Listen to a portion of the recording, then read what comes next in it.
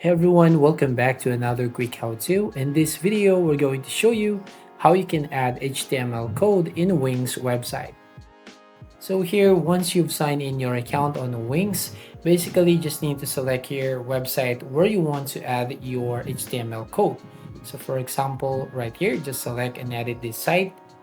And then you will now go to your Wings dashboard, so you can see on your screen, and you just have to click on the edit site button right there at the top right.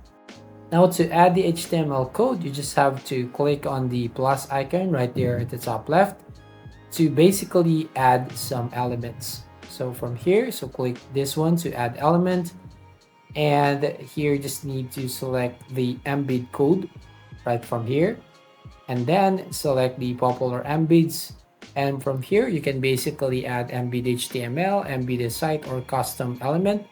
So if you want to embed HTML, you just need to click on this plus icon, which is add to site, and basically you just need to add here your HTML code.